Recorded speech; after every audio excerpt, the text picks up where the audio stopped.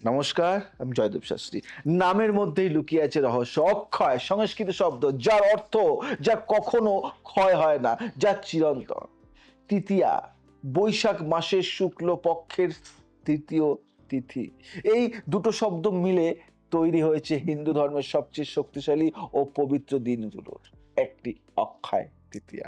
যেদিন কোনো শুভ কাজ শুরু করলে তার ফল কখনো নষ্ট হয় না, যেদিন দান করলে সেই পূর্ণ অক্ষয় থাকে, যেদিন পরিশ্রম করলে তার পুরস্কার অনন্তকাল ধরে থাকে, অক্ষয় তৃতীয়া। কখন?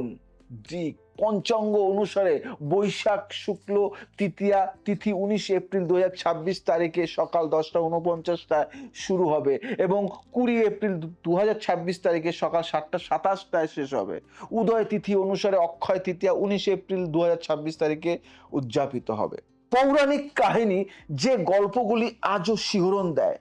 সত্যযুগের সূচনা হিন্দু শাস্ত্র মতে এই তিথিতে শুরু হয়েছিল।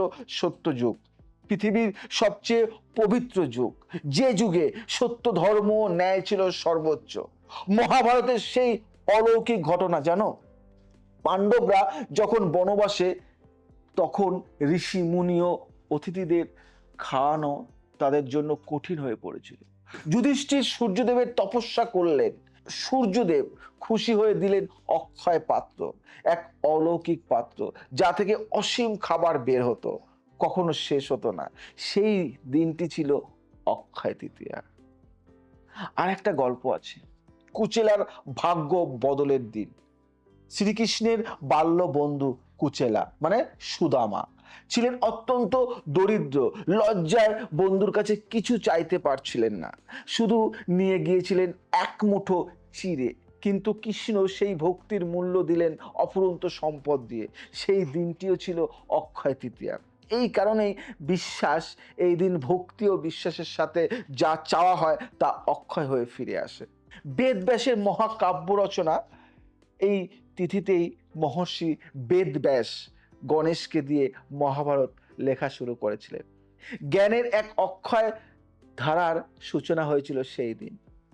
গঙ্গা অবতরণ, এই পবিত্র দিনেই মা গঙ্গা স্বর্গ থেকে পৃথিবীতে নেমে এসেছিলেন। গঙ্গোত্রী তীর্থ ও এই দিনেই খুলে দেওয়া হয়। পরশুরামের জন্মদিন, ভগবান বিষ্ণুর ষষ্ঠ অবতার পরশুরামের জন্মতিথিও এই দিন। তাই এই দিনটি পরশুরাম জয়ন্তী হিসেবেও পালিত হয়। সোনা কেনার সংস্কৃতি কেন এই দিনেই, অনেকের কোশ্চেন। অক্ষয় তৃতীয়ায় সোনা কেনার রীতি শুধু রীতি নয়, এর পেছনে আছে গভীর বিশ্বাস। এই দিন সোনা কিনলে সেই সম্পদ বাড়তেই থাকে, কখনো কমে না। ভারতবর্ষে এই একটা দিনই বছরের মোট সোনা বিক্রির প্রায় 20 থেকে 25% হয়ে যায়। শুধু সোনা নয়, রূপো, জমি, বাড়ি, গাড়ি, যে কোনো মূল্যবান জিনিস কেনা এই দিন শুভ মানা হয়। এখন থেকে ভাবুন কিনবো, তবে মনে রাখবেন শুধু সোনা কিনলেই হয় না, মনের সোনাটাও খাঁটি রাখতে হয়। কি কি করলে পুণ্য হয় এই দিন জানতে চেয়েছেন তো? বলবো। শুভ কাজগুলি বলি, যেমন ধরুন ফল। শুভ কাজ কিসে আসে? অন্নদান, অক্ষয় পূর্ণ, জল দান, তৃষ্ণার্তকে স্বস্তি, পূর্ণ লাভ, বিদ্যাদান, জ্ঞানের অক্ষয় ধারা, মন্দিরে পুজো, ঈশ্বরের কৃপা, ছাতা ও পাদুকা দান, গ্রীষ্মের পথচারীর আশীর্বাদ, তীর্থ দর্শন, সকল পাপ মুক্তি, বিবাহ ও গৃহপ্রবেশ, চিরকল্যাণ। কিভাবে পালন করবেন এই দিনটি ভাবছেন? আমি বলি, সকালে ভোরে উঠে স্নান করুন, বিষ্ণু বা লক্ষ্মীর পূজা করুন, তুলসী পাতা, হলুদ, ফুল, চন্দন দিয়ে অর্চনা করুন। দুপুরে কি করবেন?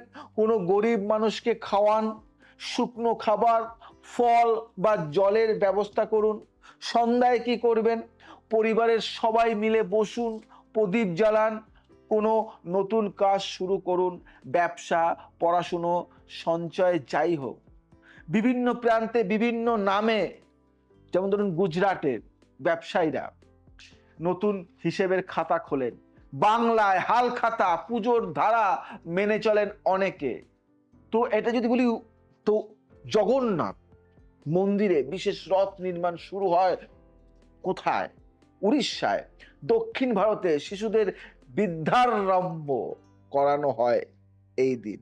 বৃন্দাবনে বিগ্রহদের সোনার গহনা পরানো হয়। একটু ভাবুন, অক্ষয় তৃতীয়া শুধু পূজা বা সোনা কেনার দিন নয়, এটা হলো নতুন করে শুরু করার দিন।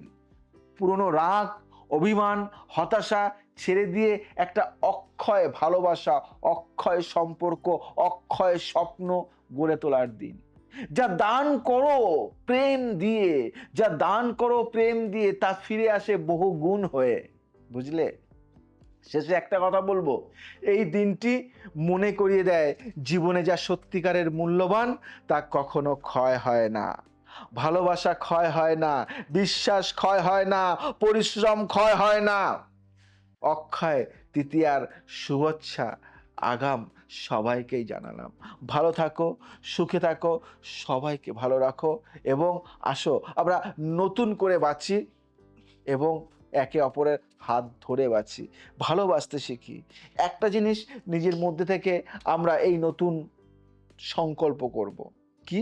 আমাদের মধ্যে থেকে অহংকার, রাগ, ঘৃণা, ভয় ত্যাগ করে দেব, নতুন করে বাঁচব। যদি এইভাবে বাঁচতে পারি আমরা, জীবনে কোনোদিন কারোর সাথে শত্রুতা হবে না। আমরা রাগকে যদি আমরা ত্যাগ করতে পারি, তাহলে আমরা অনেকটা এগিয়ে যাব। ছোট্ট শিশুর মতো বাঁচতে হবে, সবাই যেন ভালোবাসে। দেখেছো কোনো ছোট্ট শিশুকে কেউ অবহেলা করে? করে না, কারণ শিশুর মধ্যে সেই ভালোবাসা, শিশুকে ছুলে সেই আনন্দ। তাই আমরা ছোট্ট শিশুর মতো হয়ে বাঁচতে চাই।